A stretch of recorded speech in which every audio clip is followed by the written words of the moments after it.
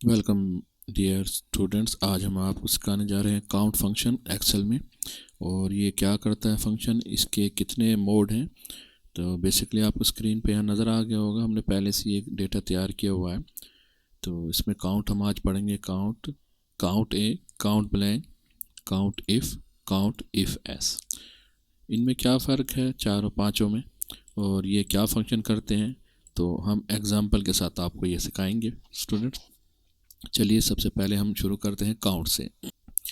तो काउंट का क्या फंक्शन होता है। काउंट हमें ये बताता है कि किसी भी कॉलम में जो वैल्यू हमारी आती है तो उसको काउंट करके देता है। तो देख लेते हैं यहाँ पर हम, इसका फार्मूला क्या है, is equal to count simple bracket. और ये हमारे यहाँ पे देखिए पहले इसमें आर्गुमेंट में वैल्यू मांग रहा है।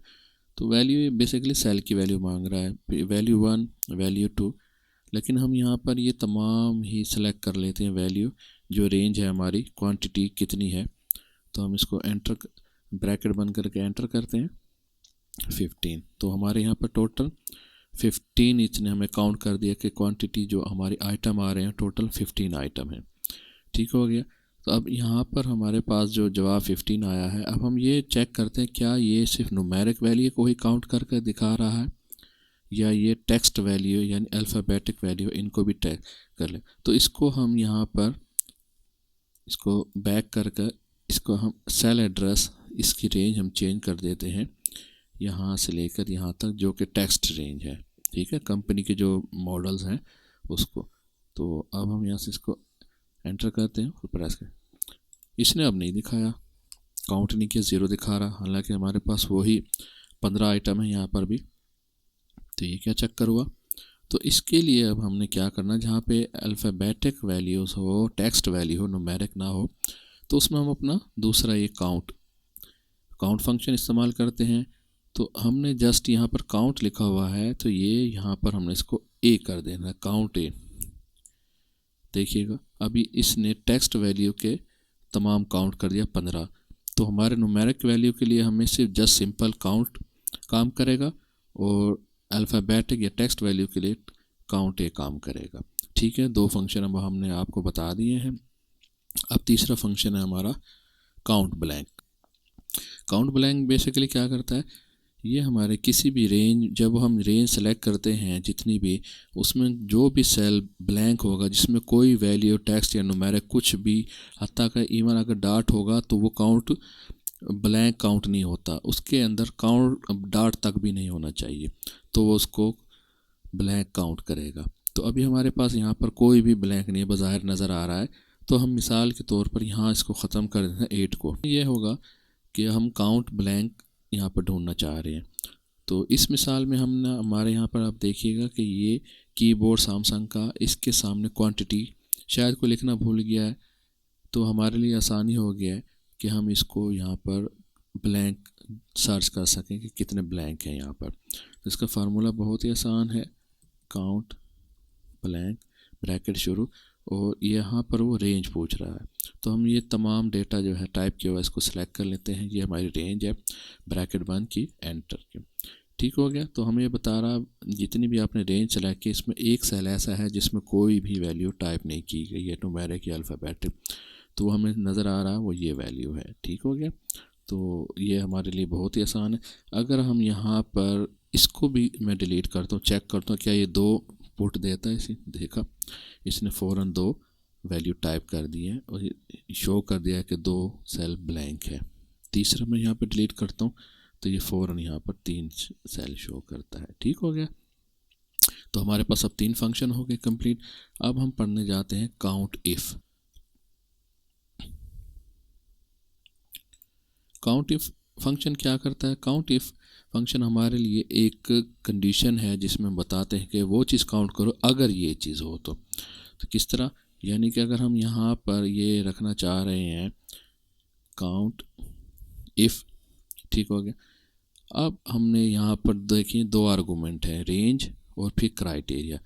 रेंज फर्स्ट किया, मैं सेलेक्ट कर लेता हूँ यहाँ से ये कंपनी के टेक्स्ट रेंज आ गया। ठीक हो गया। फिर कॉमा और फिर क्राइटेरिया। क्राइटेरिया मेरा क्या होगा, क्राइटेरिया जो भी होगा मैं यहाँ पर वो टाइप कर लूँगा। ठीक हो गया।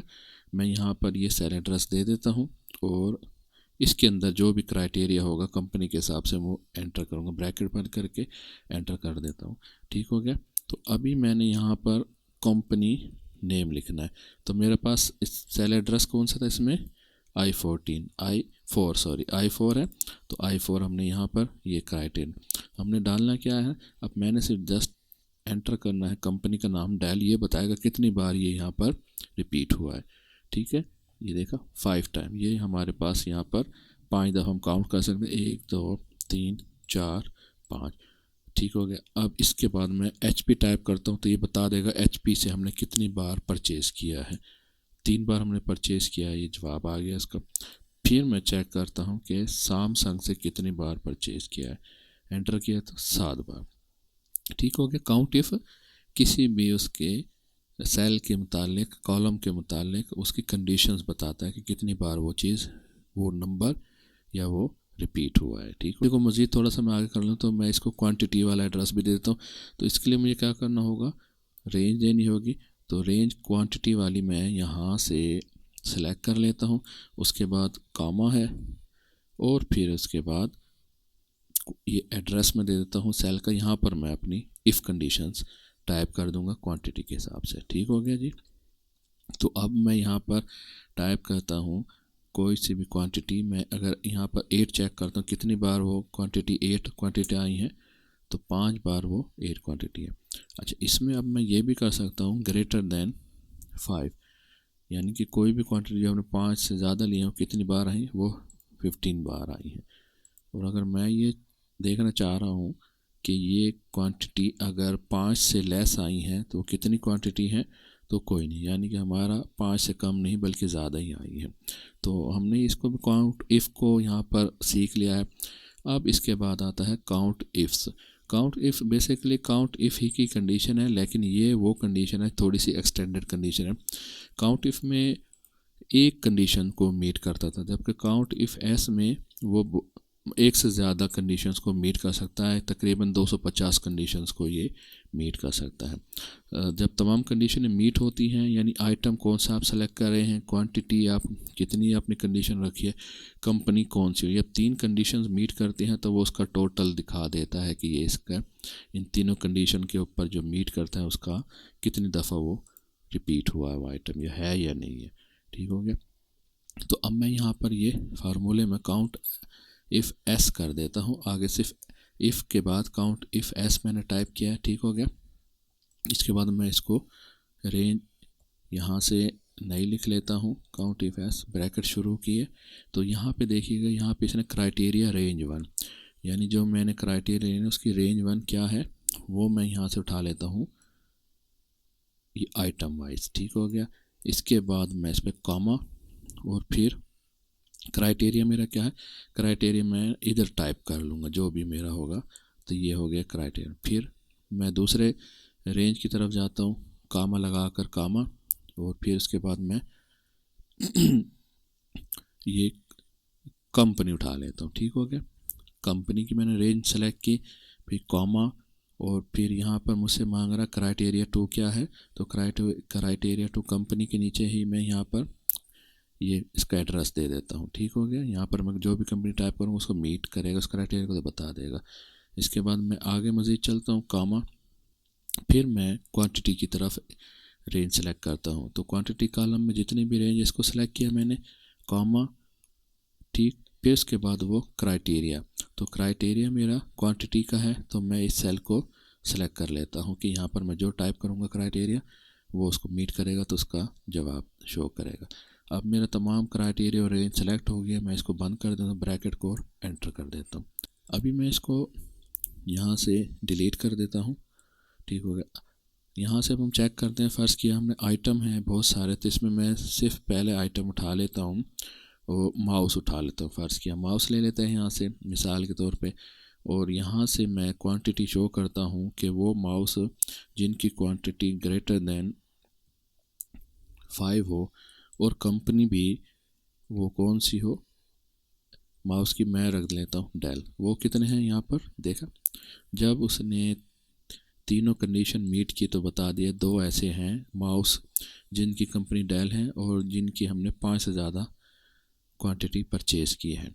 अच्छा, इसमें अब मैं यहाँ पर कीबोर्ड कर सकता हूँ, कीबोर्ड, ठीक हो। तो कीबोर्ड कोई ऐसा नहीं है जिस 5 से ज़्यादा हो डेल कंपनी का हो। तो यहाँ पे हम प्रिंटर कर देते हैं, ठीक हो गया। प्रिंटर भी कोई नहीं है, ठीक हो गया। अच्छा, अब प्रिंटर के बाद हम यहाँ पर कर देते हैं कंपनी HP। तो HP के ऐसे प्रिंटर हैं इनकी क्वांटिटी 5 से ज़्यादा और वो 2 हैं, ठीक है। अगर मैं इसको लेस देन 5 कर देता हूँ तो यहाँ पे देखिए कोई नहीं, क्योंकि जो भी प्रिंटर हैं HP के वो 5 से ज़्यादा हैं, या 6 हैं, या नीचे जो भी है वो 24 हैं। तो ये आपने देख लिया, यानी कि जब तीनों कंडीशन मीट करती हैं तो इसका आंसर यहाँ पे रिपीट करता है। तो ये हमारे पास काउंट इफ़ एस की भी मिसाल है। तो उम्मीद है आपको ये डिफरेंस एग्जांपल के साथ समझ आया होगा। तो आपसे रिक्वेस्ट है मेरे चैनल को सब्सक्राइब करें।